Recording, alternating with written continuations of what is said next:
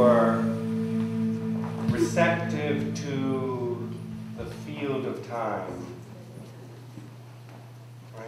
Take yourself out of the mental space. Get yourself into a heart space, or a heart-mind space. And feel actually which of these two days, so you remember in the calendar there's a 20-day count. An easy way to remember this, 13 and 20. You have 13 joints in your body. 1 here, 2 here, 2 here, 2 here, 2 here, 2 here.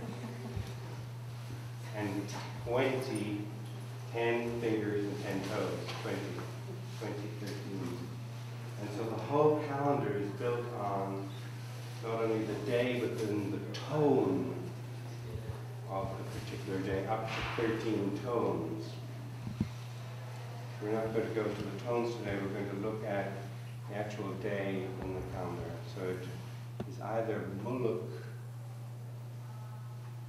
in the traditional rain, this is the day of rain, or water.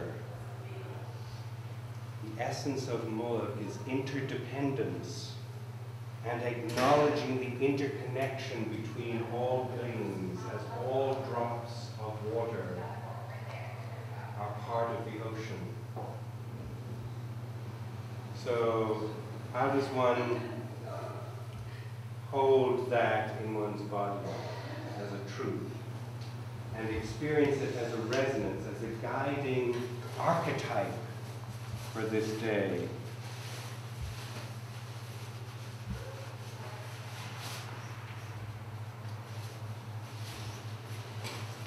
Or even in the more traditional calendar, it is, that is the traditional, Muluk is the traditional. In the Jose Arguelles interpretation in that field, today is Kaban. Its guide is incense or movement. Kaban is essentially the abilities of the human mind.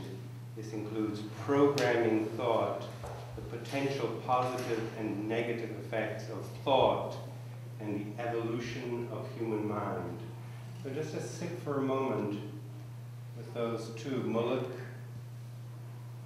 the drop of rain, the ocean of interconnection, or Kaban, incense, the thing that moves through the field of the mind, leading to a thought evolution. And as you do this, I want you to quite clearly place your attention in your heart.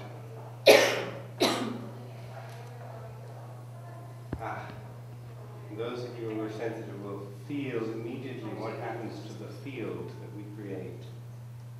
So just as the mind's understood everything is resonance and frequency, by placing your attention in your heart, you change the frequency of the body. And because your electromagnetic fields are interconnected, you're changing the field of those around you. Just feel it.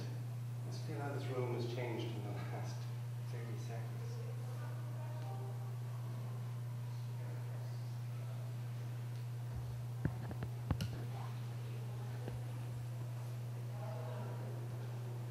These capacities to feel resonance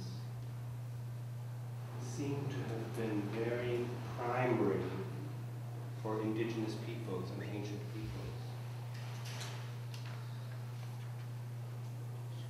And we have fallen out of time. We've fallen into clock time. We've become disoriented in relationship to tracking those frequencies.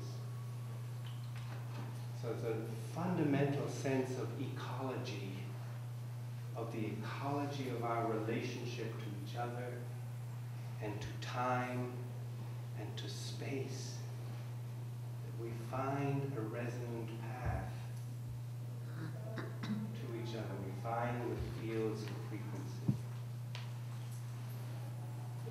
That's how we can begin. That's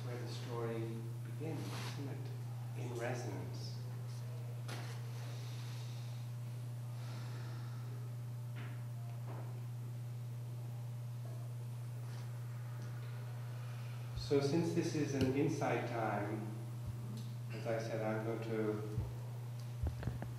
work with you to harvest your knowledge.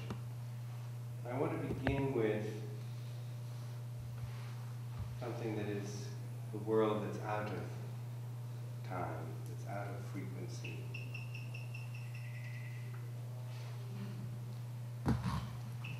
And see what we know about that, and then compare it to the world in relationship to harmonies, frequencies, resonances. Now everybody in the room knows the Matrix, right? Anybody not know the Matrix? The movie The Matrix? It's pretty deep, actually. And it's based on the work of a French philosopher, Baudrillard. And Baudrillard said, something very difficult is happening in human civilization. Because when you have a symbol, what is a symbol? A symbol refers to something concrete in reality, doesn't it? What happens if you keep the symbol and you remove the reality behind it? He called that simulation. That people live in a simulation of reality, and that simulation of reality becomes more dense. So my first question to you is, how are you recognizing that some part of you is caught in the matrix, is caught in the simulation, is caught inside the mechanistic worldview? Yes? Well, the dollar sign. There you've got the serpent and the staff, and there's nothing behind it anymore. And we've all bought into it as a symbol that has value in and of itself. Mm-hmm. And what is the serpent and the staff? What is that symbol supposed to? Just what we were hearing about the whole genesis of our DNA, of the cosmic reflection. Mm-hmm. Of the serpent, of something rising up, of being called up, moving through. Very good. How do you know? How do you know how to unplug the matrix unless you can tell me what it is? Some more images of how we know a great simulation has taken over. Not everything, thank goodness, otherwise we would be here. Yes. Yes. Oh, me. Yeah. Well, you were talking about time, and I think one of the greatest controllers of the simulation is the time that's been created, the clock that we are controlled by. Everything in our society is controlled by that clock. So when you try to live outside of that, you can't, it's hard to function in a society without it. Right. You get punished for it. Right. So time, this conference is so much about time, is central to understanding. How have you been disconnected from cosmic time? A little bit more on that. What is the mechanistic dimension of synchronicity? Tell me, what's your...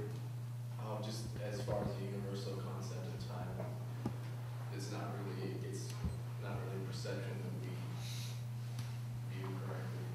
Universal Right. time is more about alignment and... But synchronicity is alive, right? Synchronicity is one of those things that says, wake up. There's a little crack in the clock's time. You know, there are interfaces in reality that are much bigger, more spacious. Carl Gustav Jung said, look for those synchronicities, because the universe is so alive, it is actually multiply synchronous. And we miss those synchronicities. So in the mechanistic, in the matrix, one of the things that you notice is how few synchronicities you experience. True. Yes. Well, also, like, I feel like everything in the biospheric envelope of the planet, the plants, all the animals, they're listening to the rhythm of the sun and the moon and the stars. Humans, we've taken a circle that is actually space, that's not time, and chopped it into 60 particles, and we call that time. So we're operating in a completely different way than most of nature is. Right. How many people know The Spell of the Sensuous by David Abram? He goes into